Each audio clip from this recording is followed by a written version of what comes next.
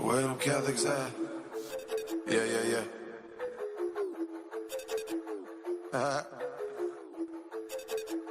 Yo, where them Catholics at? Man, what's the matter with these bishops? And welcome back, everyone. It's a glorious Monday on the Catholic Convert Show. And I have to say, this has probably been the most uneventful weekend in all of American history. So I can't think of anything significant that actually went on. But boring. Here we are, just doing our best we can to muddle through all of the mundane aspects of life here in the greatest nation on earth. How you doing, Ed? Haven't talked to you in like 3 days. It's been a while, right? Yep. I'm doing just fine. Just sitting here in a puddle of sweat. So I'm doing fine. But it smells crazy over there. Yeah, well, I had a great weekend though. I went to a bluegrass festival because we do bluegrass here in Jersey. I'll tell you that right now. Yeah, but it's all done with an Italian accent. Oh yeah, it's bluegrass.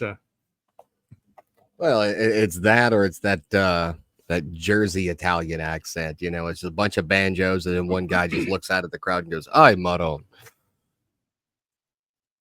Exactly. Exactly. Sazich. A lot of vowels being the words mozzarella, mortadella, all that. Yeah. The guy's just talking about coming home and his wife made a big old plate of rigot.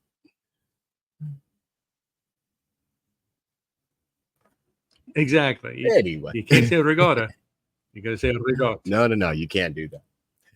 Anyway, tell you what, man, it's been so weird today because for the first time in like 3 weeks, today's the only day I haven't been required to leave the house.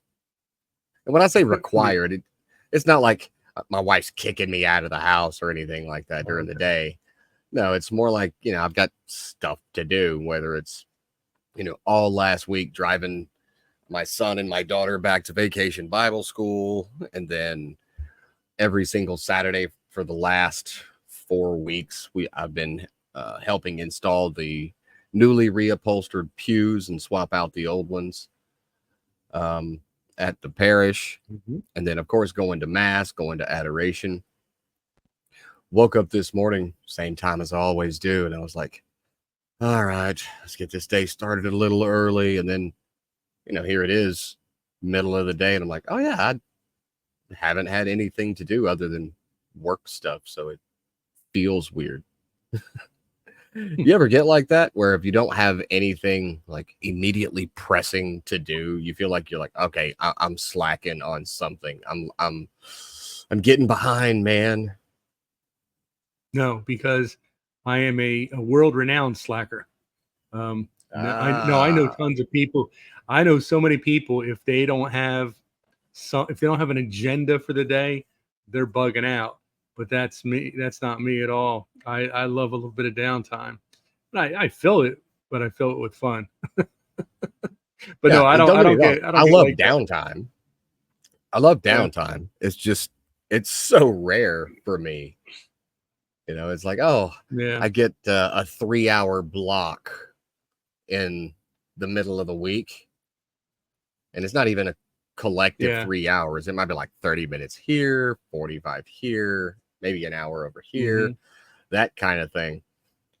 And then on Sundays, I'm obligated to go to Mass. And then afterwards, it's got to come home, take the dog out, feed the dog, all normal stuff.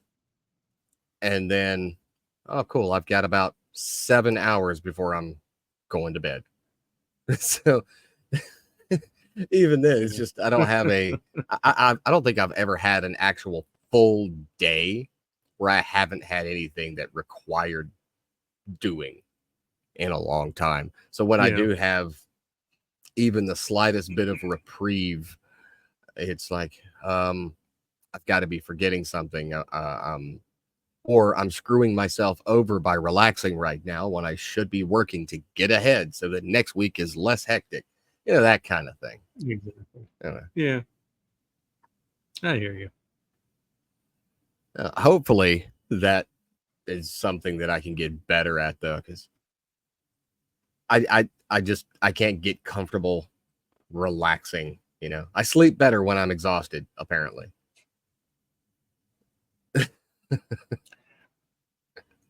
I was that way for the longest time. I used to, when I was your age, and for the next 10, 15 years, I would be going to bed at somewhere between midnight and 2 a.m. and getting up at 6. I get up now at 5 o'clock, 5:30, but I'm not going to bed at midnight anymore. But so I know Yeah, I that, won't do that. I'm in bed by doing 10, something, man. from the time I woke up to the time I went to bed. I was doing something. Oh, yeah, that's not me. 10 o'clock now, I'm in but thing is, bed. but you got something to look forward to. We get to my age. Yeah, but when you you have something to look forward to, because when you get to be my age, you forget that you have things that need doing during the day, and so you don't feel bad about not doing them. So you think you have all this free time when actually you have a long list. You're just not doing it. Okay, that's actually a very sound argument for senility. Okay, now I see why Biden enjoys it so much. Call it what you will. I'm just saying. I forgot I had all these things to do, so I didn't stress out about it because I didn't know they were there. Why do you think I'm always smiling? Ignorance is bliss. You've got no idea what's going on. Oh, tell you what I did do, though. True. In that, oh boy, random 3-hour block that I've had, I have been able to do some of the things that I enjoy, which it's kind of required. If you're a writer, you have to be a reader, right? It's like, imagine a chef that didn't try out new foods. Oh, you want to make movies, but you don't watch movies. It doesn't work that way. Some of the best creators out there are the biggest consumers. You have to consume in order to create, because you can't create from a vacuum. You got to have something in there filling that space. And so I started looking at one of the, I would say she's definitely celebrated as one of the most prolific authors of all time in American literature, and still somehow overlooked a lot. Good old Flannery O'Connor. She actually lived and grew up not far from me. I think it was Mildageville, Georgia. I don't even know if I'm pronouncing it right. It's like Milledgeville, maybe. I don't know. Milledgeville.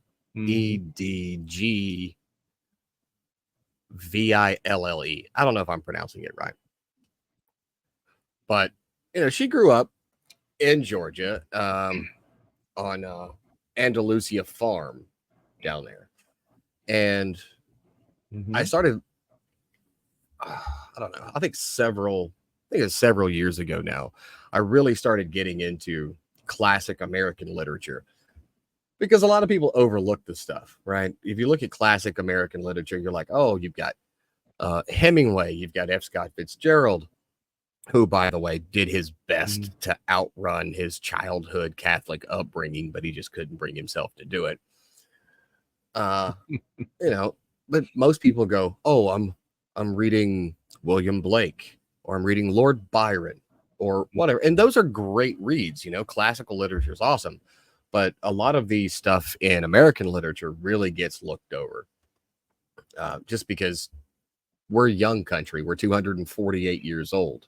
It's taken a while for us to produce great pieces of work, while on the same scale, yes, it's taken a while, with European writers, but they've had a much longer while to do it. You know what I mean?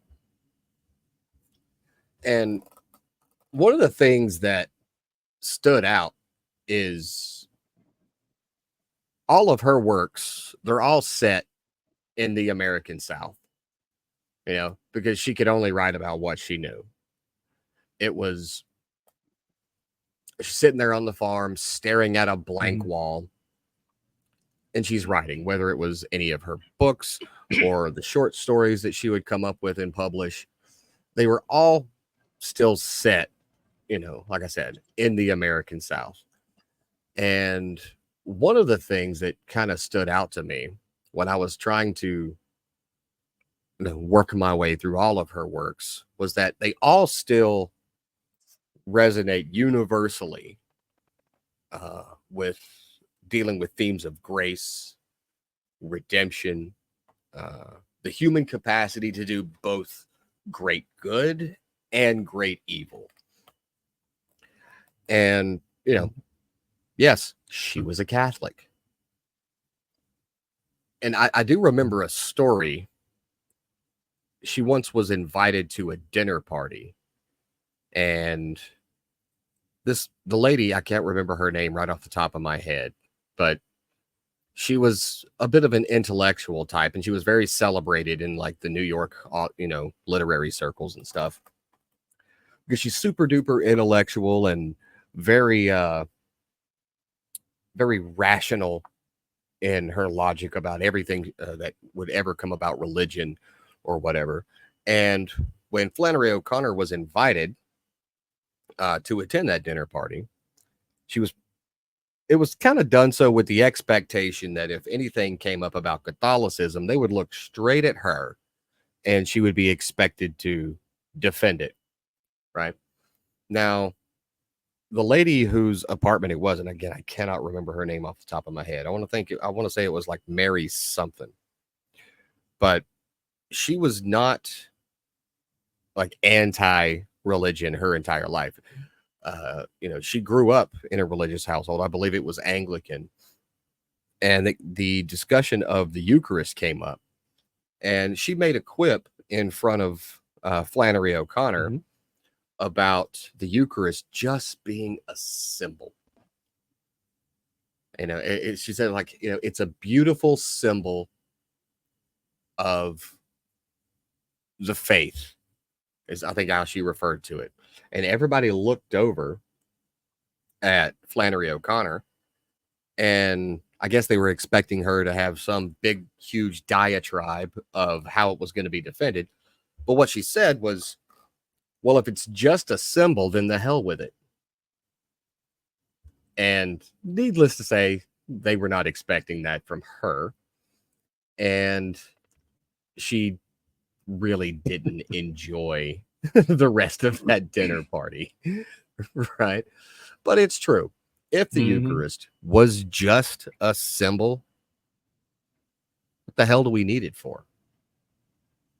Right? Why would we even bother with it if it's just a symbol? Right? But it got me thinking about the difference between Catholics and everyone else. And I do very much mean this in an us compared to them kind of way.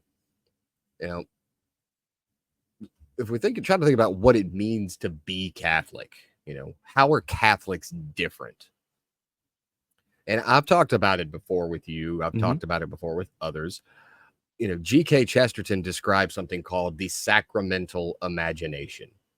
It's the Catholic both and. It's kind of this balance of many of the different dualities, whether it's nature, grace, faith, works, the rational and the mystical, the visible and the invisible, and it's where the spiritual significance of the physical world is recognized and celebrated. But I have noticed that this is not something, and I think this has a lot to do when you consider how hard it is for some people to finally see the truth and convert to the Catholic Church. It's not something you can just decide I'm going to see things this way or do some kind of intellectual exercise. It has to come to you naturally through your lived experience through worshiping at mass, through relationships and conversations with other Catholics, and all these other things that are kind of hard to really describe and articulate in words, right? But I'm not just talking about these high level theological, spiritual discussions, right? It only makes itself apparent when you step into Catholic culture. You've got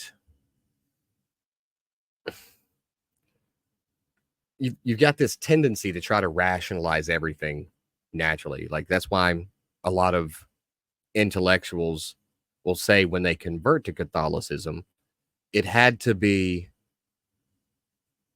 here because it didn't really make sense anyway. They get there with the logic, right? When they read through the church fathers and they look at the history and, okay, this is obviously true because it's historically established. But that only gets them halfway there. They can still say, you know what, I'm going to go be baptized. I'm going to go get confirmed. I'm going to go do this. I'm going to go to mass, da, da, da, da, da. And they're very intellectually there, but they're not here yet, right? And that comes with time. Like I said, with going to mass, going to adoration, trying to, to grow in your spiritual strength. And I would say today, in today's culture, that most of the issue that has come about with people thinking they're too smart for Catholicism, it's got to do with nihilism, right? And it's Nietzsche's declaration of the death of God, right? But what that really did is it declared death of anything truly human, because us humans, we are created in the image of God. And what has replaced it is a caricature of humanity. We're basically eagles without wings. We're just chickens, right? It's because people have stopped believing that every single moment in life and every single encounter in life holds significance. Because people have gotten to the point where they think nothing matters anymore, at least in the secular world. So when we see a person, when we see a decision, it's easy to overlook the fact that every single thing that we do, say, or whatever comes with an eternal consequence. And I don't mean that to sound like it's, a grim burden, right? Because it's not. But there is a perspective that you take on as a Catholic that recognizes the world, that it's not just a series of all these unconnected events, but it's a one singular narrative infused with divine grace. It's a story that we're all supposed to be participating in meaningfully, right? It's a habit of being. That's why Catholics can point out other Catholics without having to say, hey, notice the Mary on the back of your car. You're one of us, huh? Right? But modernism and secularism, because you know how the communists tried to say that there would be a great secularization of society. It never happened. In fact, right now we're seeing a huge influx and a return to tradition and faith. That's why the Catholic Church is continuing to grow and is expected to be almost 2 billion people by 2050. But there's this casual dismissal of the depth of life.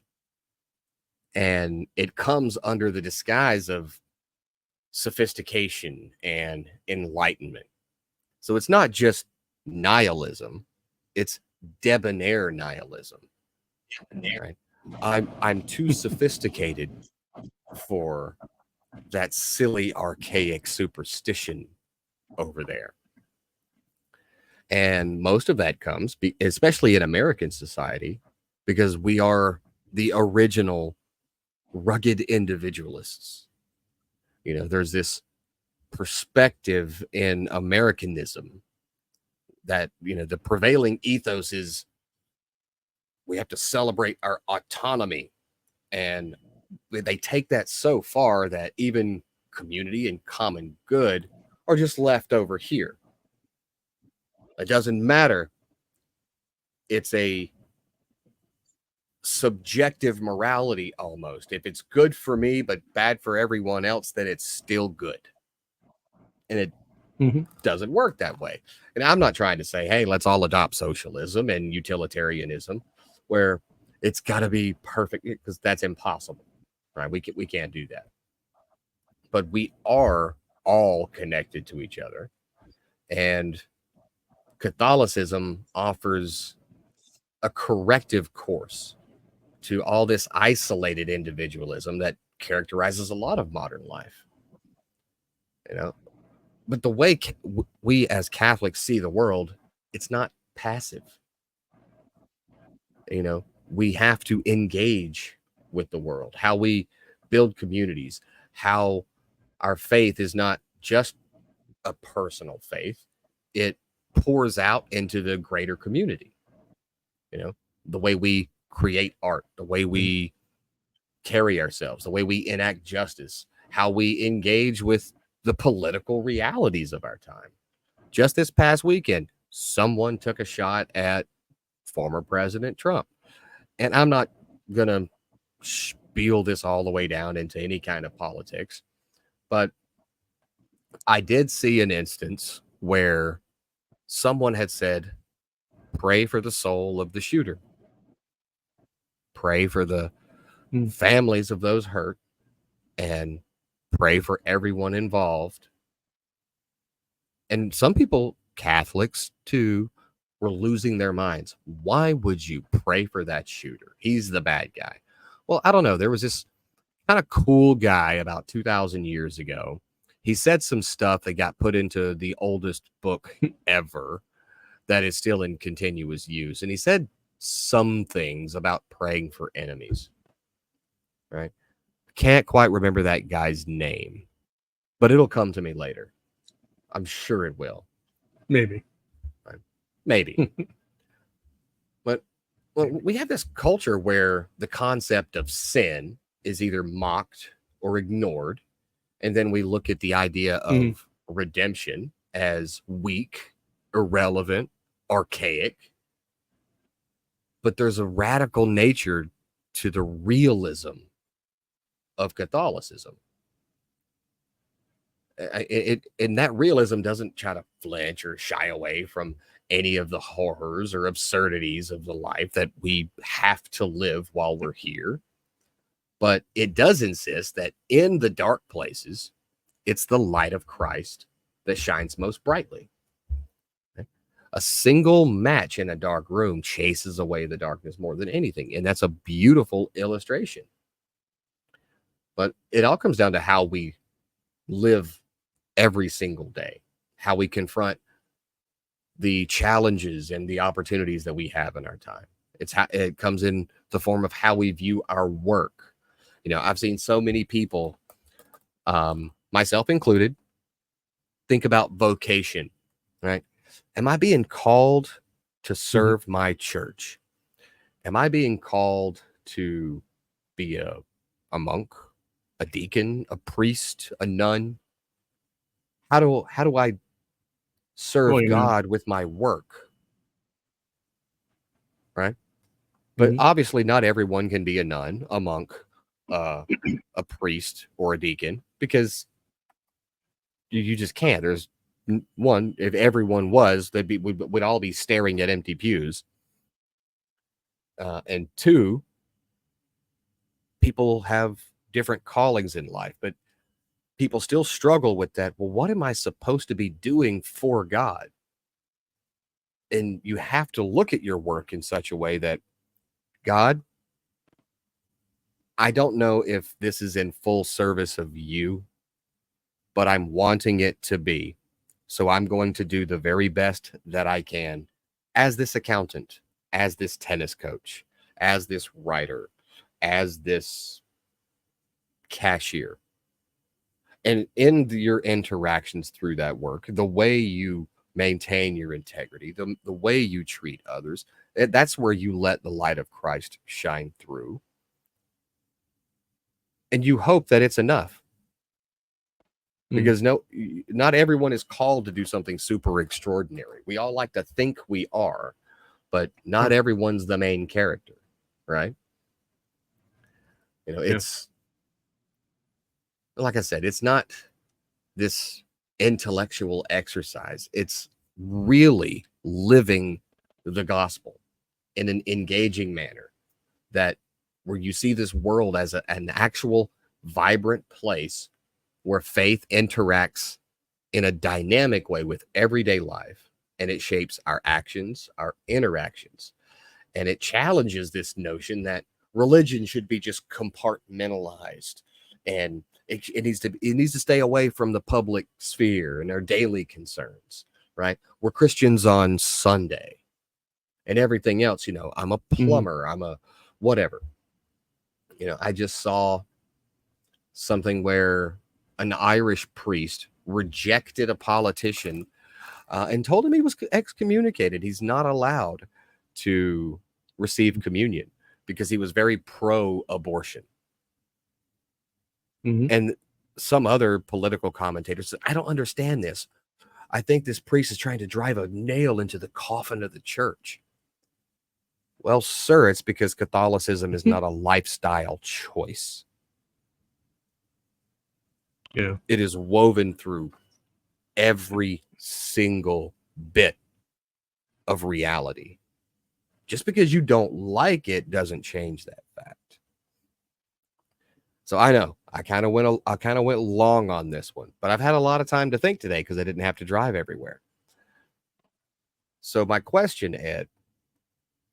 Oh boy. You've raised your children in the Catholic Church. You currently teach Bible studies, and you've got kids in your CCD classes. You've told me all these stories about how you have these kids come in and their parents are not involved at all with their religious education. They drop them off, pick them up later. They don't even bring them to mass. They're just like, I'll take you here, but I wanted to sleep in on Sunday kind of thing.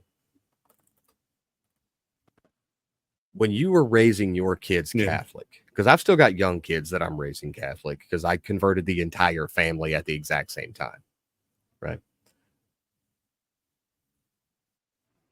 Do you look back and you see the way you raised them to the kids that you see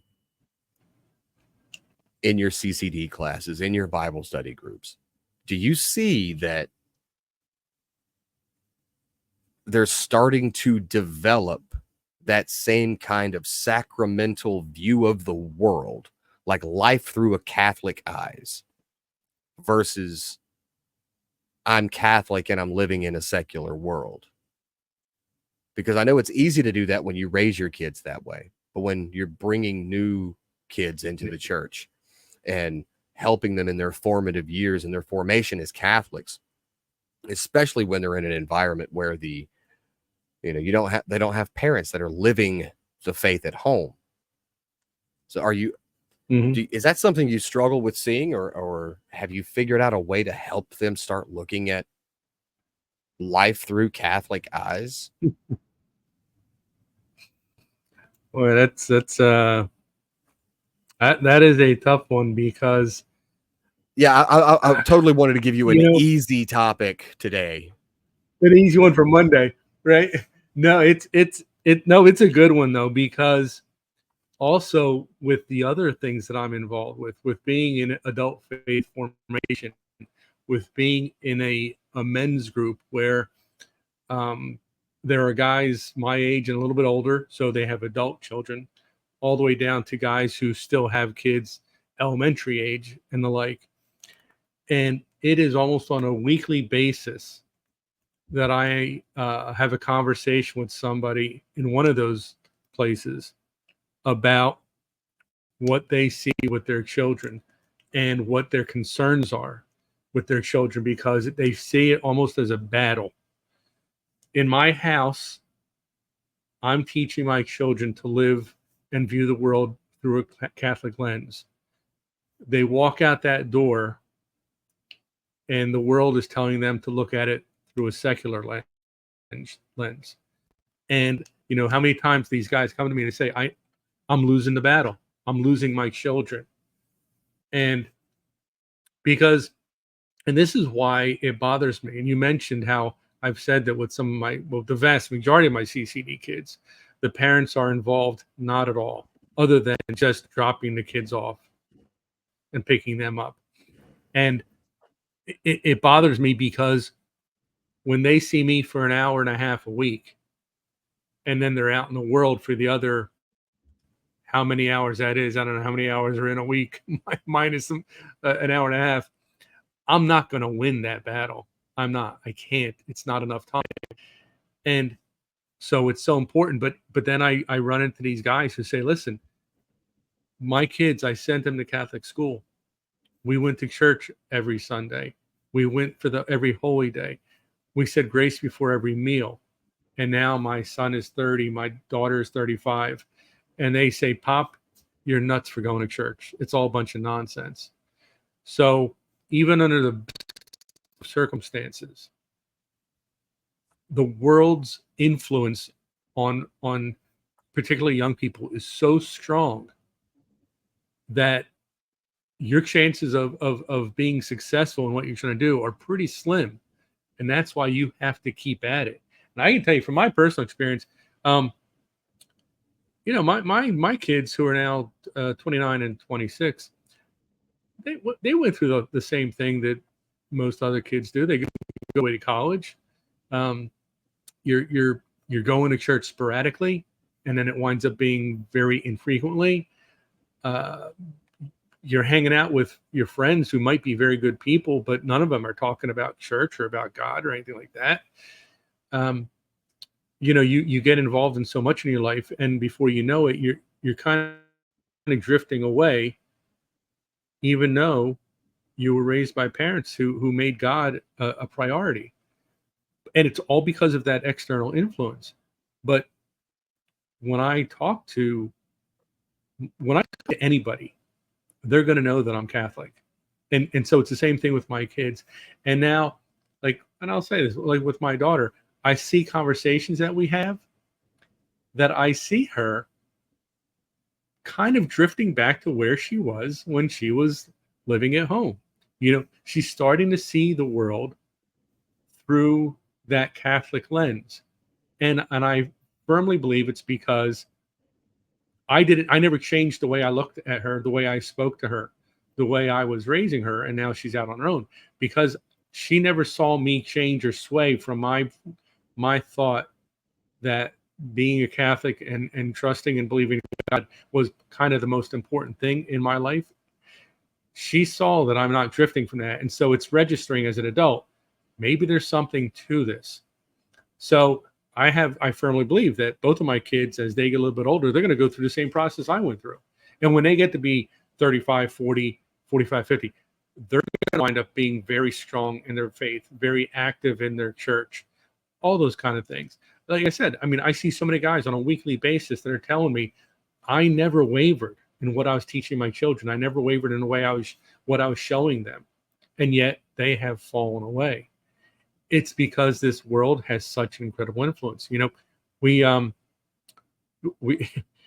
it's such a shame because as a nation, and we've taken God out of just about anything. And the problems with that are kind of twofold. Because number one, if there is no God, then there's no specific reason for you being here. It's kind of just by luck, you know, luck of the draw or whatever. You're not here with a mission, with a purpose, which you are. But I'm saying the world's telling you you're not. You just happen to have been born, and so you exist. And then the problem with that is that you think, okay, well then if there is no God, or if he really just doesn't care what I'm up to, then you're thinking, okay, I'm here on this earth for X period of time.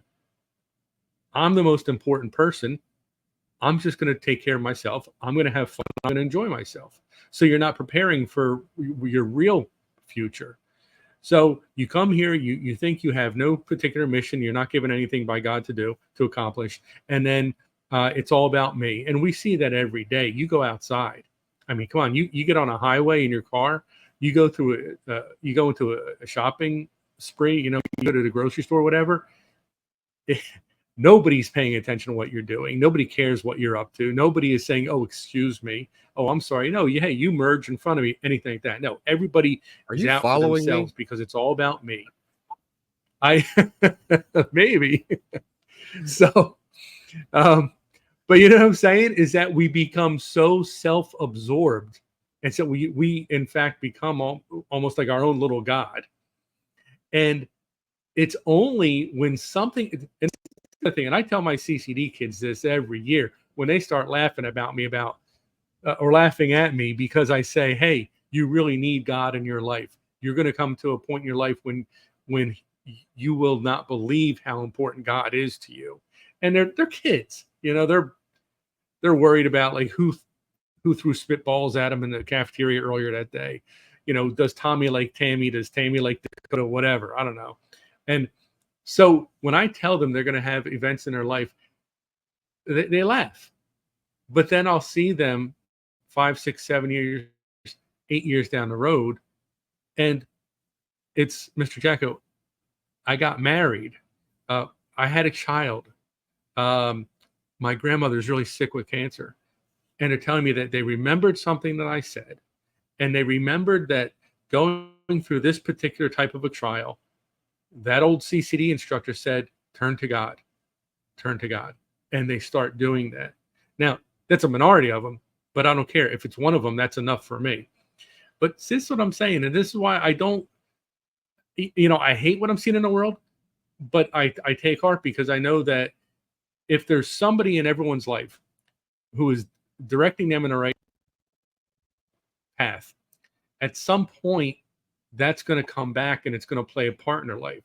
And like I said, whether it's when they get married or they have their first child or they have to deal with death or pain or suffering or sickness or whatever, hopefully there was something in their early developmental years that's going to click in. And like I said, I've seen that already with my kids as they become adults and as they're getting out there in the world, the stuff that they were taught by me and their mother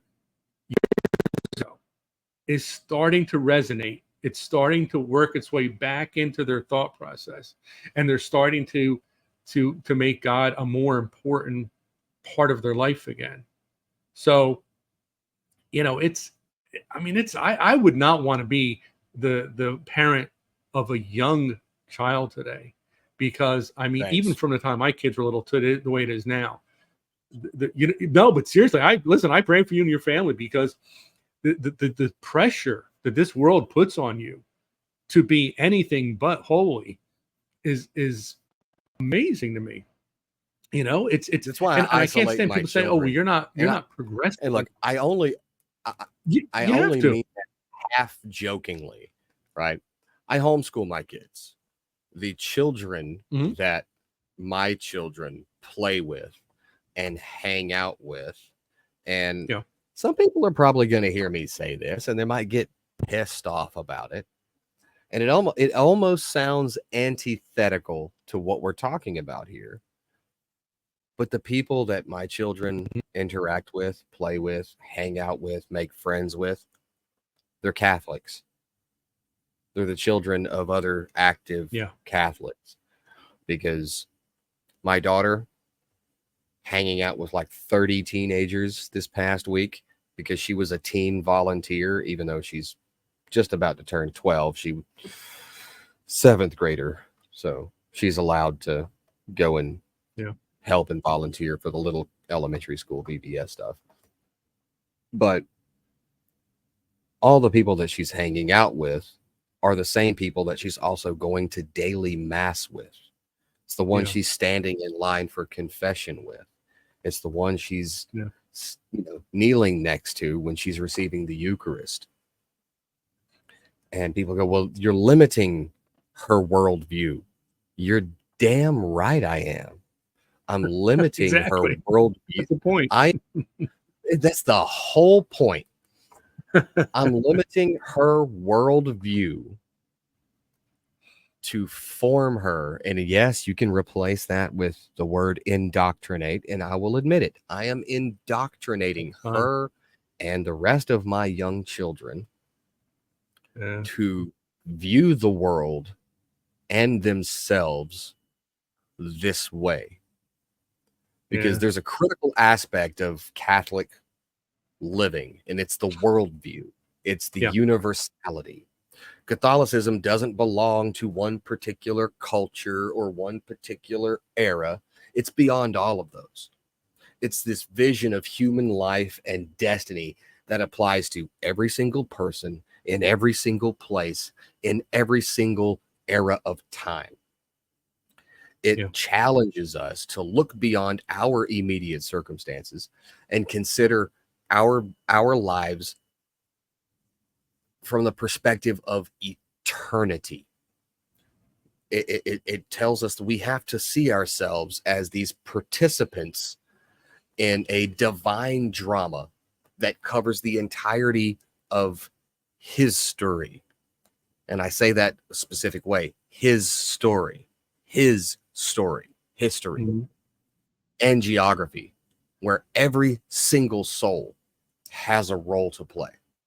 When my daughter is going to strike out on her own, I am 100% confident in the way that she's going to be aware of who she is, what her role is in this divine drama. I'm just going to keep calling it that because that's a really cool term. As she stands juxtaposed against the secular world.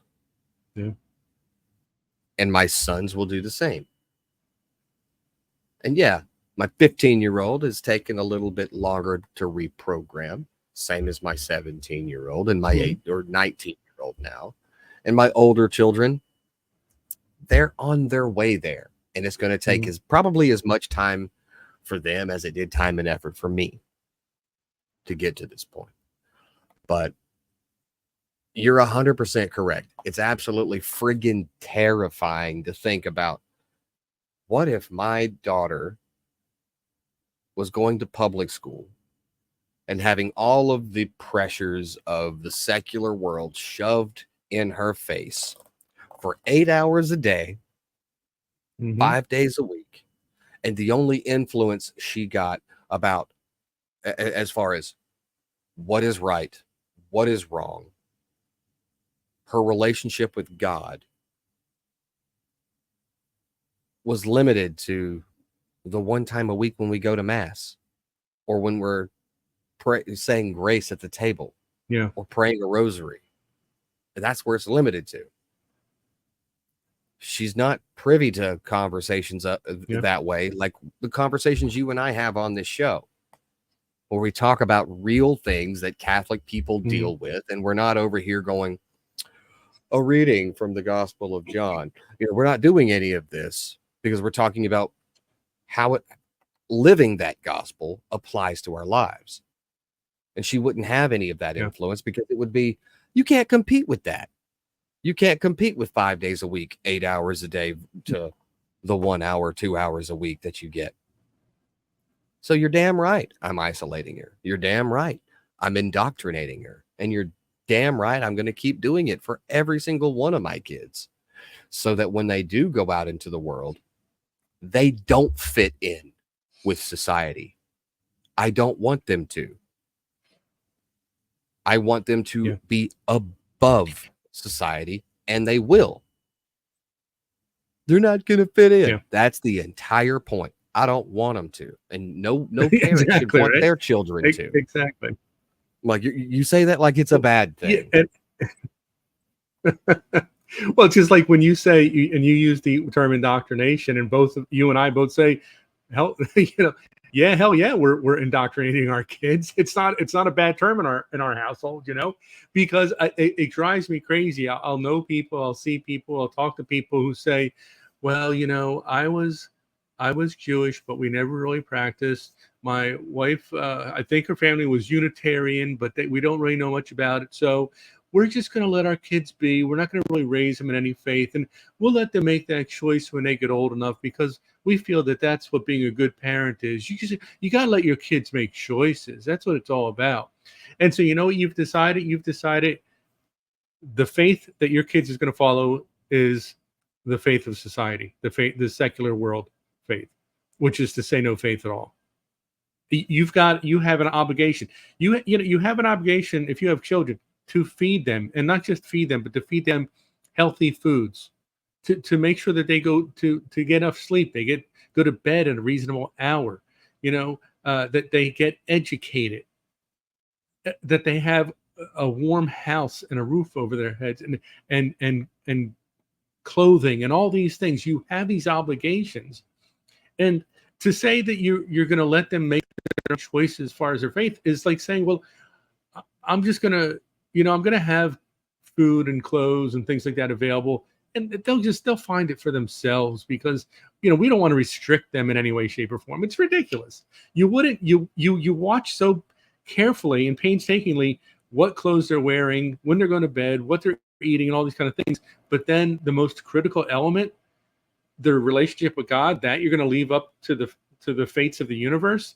It's just ludicrous to me, So when people say that, well, we're just going to let our kids decide when they get old enough, well, so they'll have 18 or 20 years of no influence whatsoever on your part about their faith, and you expect that they're going to just magically come to the conclusion that they're going to choose, in our case, the Catholic faith.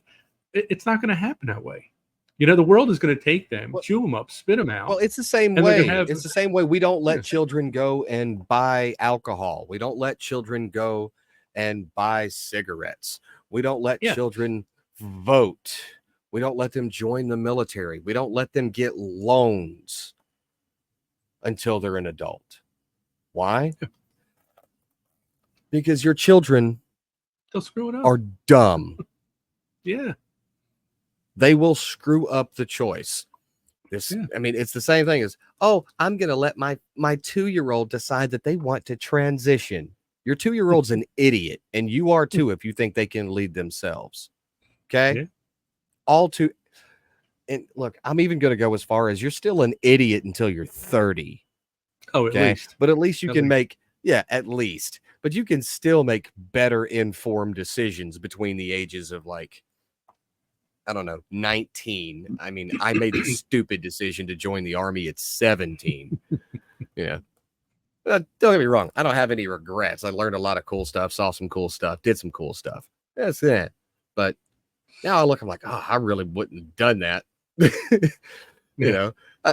me do it right in the middle of Operation Iraqi Freedom, right in the middle of Operation Enduring Freedom. Let's do this and join the infantry. Yeah, I was smart. Fired up. Yeah. It's gonna be just like Call of Duty, bro. But no, your children are stupid. But if you listen, the point I'm making, if your children are not responsible enough to say, you know what? This vintage 2003 Rocky Patel Cameroon seems like it would be perfect after dinner when he's 5. And you're like, no, you can't make that decision until you're old enough. Okay. You care more about the decision whether or not they're going to inhale incorrectly. You don't inhale these. Whether, they're going to inhale some smoke or consume tobacco, alcohol, whatever, because they're not informed enough, because these decisions have consequences. You don't think the decision for their soul has consequences? Well, that's one of the things that drives me if I had crazy. to choose, if it was down to a very specific binary choice, if you had to choose one, let your 3-year-old smoke or have your 3-year-old not grow up Catholic, I'm buying him a pack today. Let him smoke, yeah. Because the eternal consequences way outmatch the temporal consequences of this earth. Absolutely. Absolutely. I mean, you're not smart enough to get a business loan or vote or buy cigarettes or make the choice to drink or da-da-da-da-da, but you could just do whatever you want with your soul. No, it's stupid. Yeah. And parents who think that way are stupid. And they probably should have gotten a license to have kids. I'll also add one small I'm in addendum support of here. that. Yeah. I'll also add one addendum here. Young men who listen to this, or parents of young men who listen to this, your son or you are a complete idiot who should not be making long-term decisions without a thorough investigation into the consequences and second and third order effects. If you don't know what those are, use Google. Until you're at least 18, 19 years old. Young women, Oh, yeah. you shouldn't be doing those things until you're at least 25. Okay? I know it doesn't sound fair, but it is what it is. And before Ed tells you, you can send those complaint letters to Jeff Putnam, care of the Catholic Convert Show. The Catholic Convert Just Show. gonna say. All right. So look, I don't want to keep going on about this because I want to know if you didn't slack off this weekend and you brought something cool for us. See, this is the problem. On Mondays, there's just always so much pressure because it's Monday. It's the first day of the week. If I don't bring up something good, I'm going to hear about it for the next 4 days. So if you bring something bad, if you bring something bad, it can't get worse by Friday. Yes, that's true. That's true. But I went down into the basement library. Yeah, I went down to the basement library for this one. Brought up something which I think is pretty cool. I don't know if you can see this or not on the book there. It says breviary on the spine there. I don't know if you see, it says it in Latin, but it's there. But yeah, because what we have for you today, can you see that? This is, and you're very familiar, Jeff. I don't know how familiar you would be with this, being a Catholic for 18 minutes now, but but this is the Liturgy of the Hours, otherwise known as the Divine Office, the Work of God, Opus Dei. It's got a bunch of different terms, but I'm sure you're familiar with it. And it's got such an interesting history. There's been a version of the Liturgy of the Hours in circulation since the very first days of the church, and and then of course it became formalized. It used to be that pretty much every Catholic took part in the Liturgy of the Hours on a daily basis. And for those that don't know, it's prayers that are broken up into five sections. There's the Office of Readings, the morning prayer, the daytime prayer, the evening prayer, and the night prayer. Like I said, it used to be that every Catholic would pray those prayers every day. Now it's only obligatory for priests, and there are several religious orders. If you're going to be a permanent deacon, if you're a member of like a tertiary order, like I'm an OP, Dominican, different various sisters and nuns and things, they're obligated to only read a portion of this every day. But this one, the reason we have this up here today and why this is in my archives is because this one was printed in 1764, and it is it's all entirely in Latin. A beautiful, beautiful book. I mean, that is beautiful. People had great eyesight back then because this is tiny. But it's incredible. You've got a bunch of the hymns in the back and things like that. But imagine this is what exactly 240 years old, I guess, because it's from 1764. It's beautiful. It's in great shape. But this, like I said, it's all in Latin because back in the day, you said your prayers in Latin. I think you say a lot of your prayers in Latin now, don't you, Jeff? Yes, I do. I think. I think so. I do. And yeah, you do, and it's cool. You've inspired me, and I've been trying to learn some of my prayers in Latin, because I do think it's a pretty cool thing to do. But yeah, so we've got this 240-year-old copy of the Liturgy of the Hours, and it's beautiful. It's in the collection. It'll remain there forever. Very proud to have it. Latin, and the devil hates it. Yeah. Oh I don't my know gosh, what happened yes. there. Just the screen refreshed. We had a or big old something. crazy It's all something. good though. There's only 4 minutes left before we let these poor, Exactly. miserable, filthy folks pagan Catholics go and do something else. Yeah, okay, fine, folks. That works too. We can do that. You're giving them the abbreviated version, right? Well, yeah. But no, that's really cool. I mean, the not Liturgy of the bad Hours is for beautiful. not bad for a 260 plus Not bad for a year old Monday? book. That's pretty good condition. Yeah. I'll say this. Can't get any worse. Or maybe it can. I don't know. He's going to bring like a saint's toenail tomorrow or something. I have tomorrow's and Tuesday right here in front of me. Toenail I'm not gonna show you anything, but they're Tuesdays and Wednesdays, Vatican Archive item is already here in place, ready to go. So there's a little teaser for you. Okay. Nice. They're both very exciting.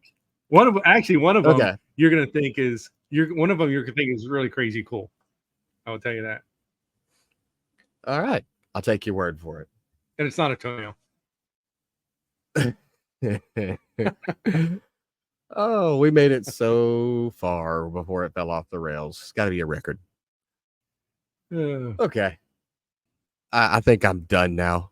I've got absolutely nothing to do, so I'm going to go smoke this Rocky Patel in my pool. We did. And get my Tony Soprano on. I'm going to do that. And yeah. See you fine folks later. Thanks for watching. Thanks for listening. Thanks for subscribing. And do be sure to share this with all of those anti-Catholic people in your life. Share it with them before you share it with fellow Catholics. We need to. Exactly. Right? All right. That's it. We'll see you tomorrow. Real quick before we do go, want to remind you, take a look at the screen. Follow these instructions. Google Play Store, Apple App Store. Go on there, type in Holy Habits, and download it. It's the best Catholic habit tracker out there. And it's free, just like your favorite brand of beer. So go do that. And we'll see you all tomorrow. Thanks for watching. Thanks for listening. Thanks for subscribing. And thanks for being toxically, radically Catholic. God loves you. And so do we. God bless everybody.